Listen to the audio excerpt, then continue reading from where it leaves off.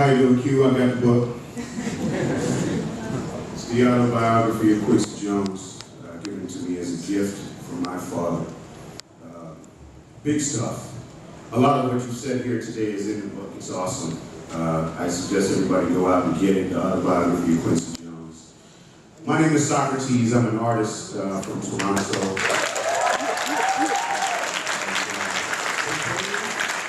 It's so great, exactly. That one touched me closely because every time they interview me down at Power 106 in LA, it'd be like, so Socrates, how you doing? And I say, I'm good. My question is, I've been in the game for a while, and it takes time. And I see everything that you're doing now, what you've done. The names that add up, go down the list and say Sinatra, Jackson, Smith, as in Will Smith, which a lot of people forget about the Fresh Prince of Bel-Air, and everything you did with that to help him change rap into something bigger. I would like to know where the fountain of youth is in your life, because you ain't stopped yet, and it just keeps going and going and going. How do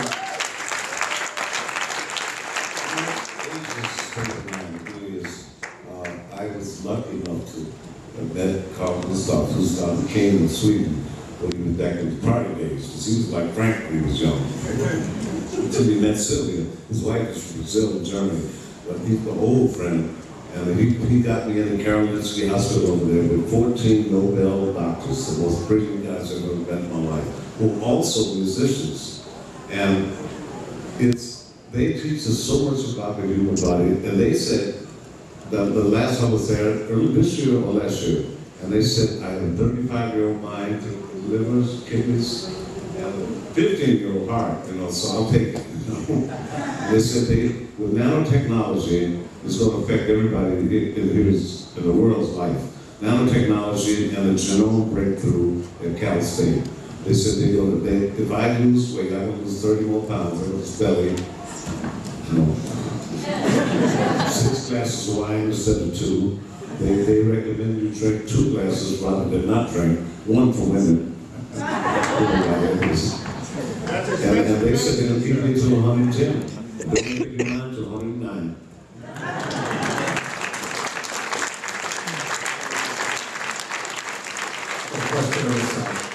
Hi Quincy, my name is Ryan Sisnet. How you doing? My question is, you always hear about artists not exactly liking the songs that have been released and then they turn out to be monster hits. Is there anything that's ever happened to you, like that type of circumstance, a song that turned out to be a monster hit but you didn't want it to be released? A song that became a hit that you didn't want to be released. Do you have a song that you did, produced, whatever, that was released and you didn't want it to be released? Never. It's all about the song, man. It's all about the song. You kidding? Oh, wait. Hi Quincy, my name is Alicia Cinnamon. I am an independent singer-songwriter. My question is, in a world where I feel like more pop and twerking is making it seen in regards to the music industry, I'm an artist where I have messages of empowering females, empowering my people. How can I get my word across, or what advice can I get from you in regards to just kind of making a place where I feel like I kind of don't belong? Can you give that to me in just a brief 5 words? How do I stay true to my music and within myself as well? How does she stay true to her music and within herself? You have to. You have to. Well, who do you need to be true to? You have to be true to yourself. That's number one. I mean, I've had 7 kids. I have 6 daughters, 21 to 60. That's why I don't have any hair. And 1 son. But my part of the tough love is to tell them the first thing you have to know is know who you are. Because a lot of people don't know who they are.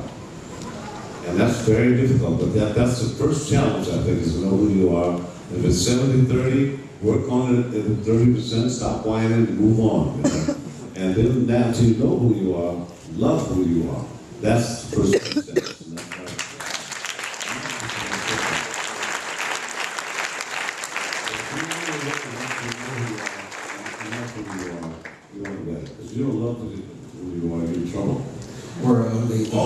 through yourself, baby. We're on the home stretch here, so if you're not already in line, please, we're just going to tie up the loose ends and just take care of the people that are currently in line.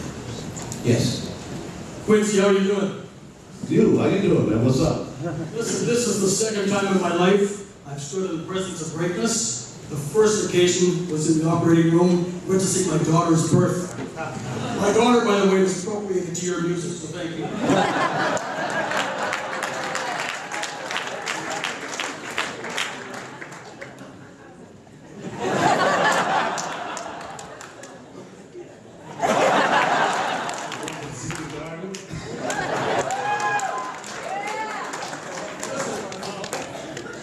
Congratulations on being the recipient this year of the Quincy Jones International Civil and Human Rights Award.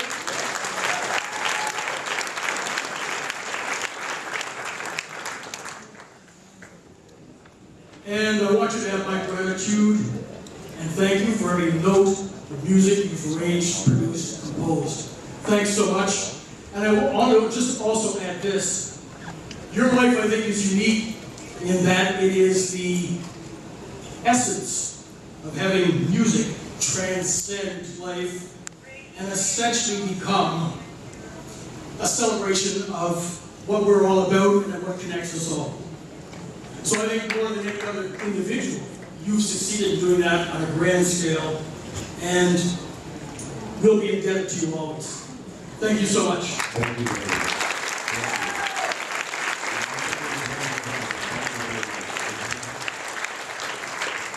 Just out of curiosity, what's your child's name? Allie. Allie, okay. Is there a question over here? Michael? Quincy, how you doing? Mike. Yes, sir. Mike. There's a Canadian that you worked with a lot by the name of Donnie Hahn, and a lot of people don't know about him. I wonder if you could tell them. Who? A gentleman by the name of Mr. Hahn. Donnie Hahn, you worked with Herb Alpert. Donnie Hahn.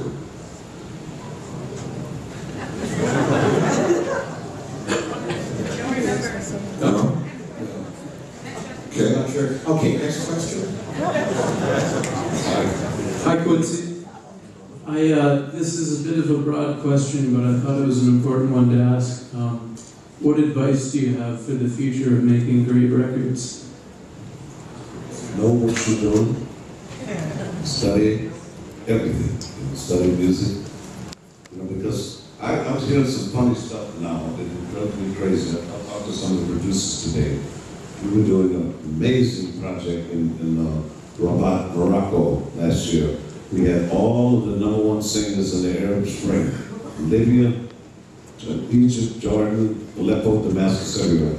And we were recording over there and calling them names over there. And I said, do you read music? He said, yeah, I used to, but I forgot. Give me a break, man. I said, I don't read music. But man, you have to understand and put the work in to learn the science, man. You do. You can't play a trumpet if you don't know how to. You have to learn the science, the armatures, diaphragmatic breathing, a lot of secrets with everything you attempt to do, retrograde, inversion, and counterpoint. It's been, as I say, there's only 12 notes, man, so you can figure out what you have to do to get your own sound. You have to do that through rhythm, melody, and harmony. And you have to do a lot of research to figure that out. You have to know what's going on. You have to understand, I don't know, Ravel and Alberberg and Basie and Duke and Bo Diddley and Melly Mel and Ludacris and Drake and all of them. Come on, man. It's doing your homework, man. That's all I can say. Prepare yourself. My thing was, my biggest fear, and I don't play with that word at all, was to get a great opportunity that I'm not prepared for. So when Frank Sinatra called me, man, I was ready for him. I'm telling you. And he tested me. He really, Ray Charles too, because those guys are rough, man. Billy Epstein, Ray Charles, Frank Sinatra, they will kick your booty, And he'd say to me, in the first, we'd do an arrangement in Capitol Studios, he'd say, dude, the first 8 is a little dense. No problem, man. And I put all the horns and trumpets and harmonies, pull the stems out, transfer the saxophones to alto flutes and stuff like that. Let's go. He was testing. He only did it 3 times. And after that, he said he knows what he's doing. And because I was ready for it. And that's the biggest compliment, man, and accomplishment you can have in your life, is to say, I got my stuff together. I got my shit together.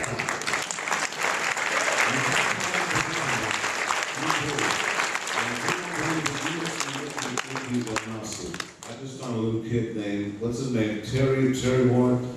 Tommy Warren? Tommy Warren, 18 years old, in Vegas a couple of weeks ago. It's Sinatra band coming out of that, you know. We've got 2 people in this line. How many do we have over here? Is this line over? Just 1? 2? Okay, so we'll go here, please. Hi, Quincy. My name is Zamir. Earlier in the interview, right here. Right here. Earlier in the interview, you mentioned that work comes before success, and you've had the fortune of working in the music industry from a very young age. For those musicians who aren't able to be full-time musicians until their 20s or 30s, do you feel that since they didn't work in their early years, that discredits them as a musician? If you put what? If you are not working as a musician until the later years of your It life, doesn't matter, man. At 60 you can start, man. Not bullshit. You can become an attorney at 60 years old, man. You do whatever you feel like doing. If you're willing to put your mindset behind the passion and the work.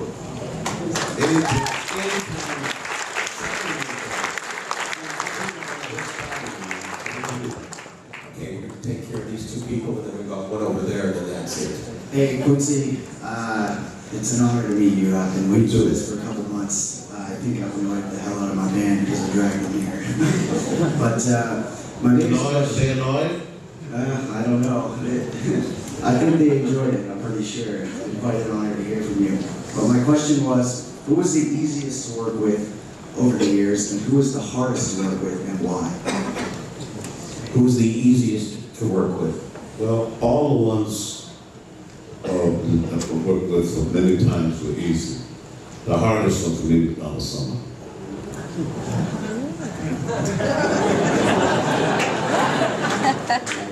Being a lover and stuff, but she gave Rod Temperton a hard time. To me, Rod's the greatest songwriter ever lived.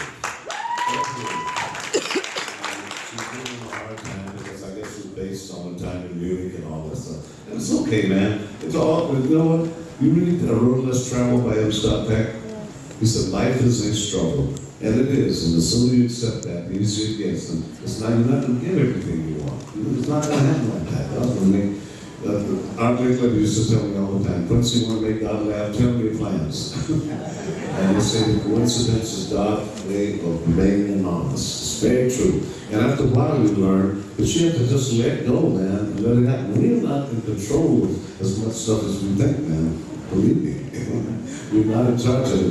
There's some divinities and things out there that are happening. You can just relax, man, and let go. You can. Yeah.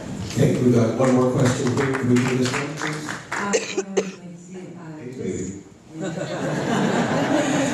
I wanted to know if you ever listened to punk music, American, British, and if for you there is a connection with punk, jazz, or rock music?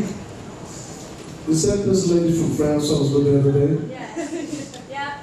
Yes. Interview? Oh. Oh, please show you. You know that too. I'm sorry, I get the question again on me. Lost my concentration there. You can be brief, please. We've got to move on here. Yes. Yeah. Ladies and gentlemen, we'd just like you to please stand and raise your hands to thank you. Just answer the question for us. I'm sorry. What was the name, ladies?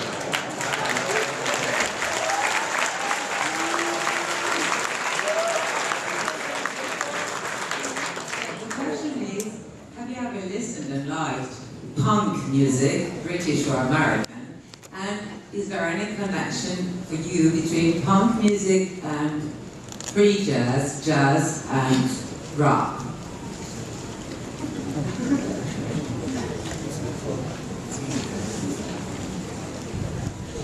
Yeah, but do you know what punk was designed for? You know what the origin was of that? Because Bono told me, and I used to have New Order and Joy Division on my label. The first was designed to get rid of all the black influences. But it didn't work like that. They had to come back to it.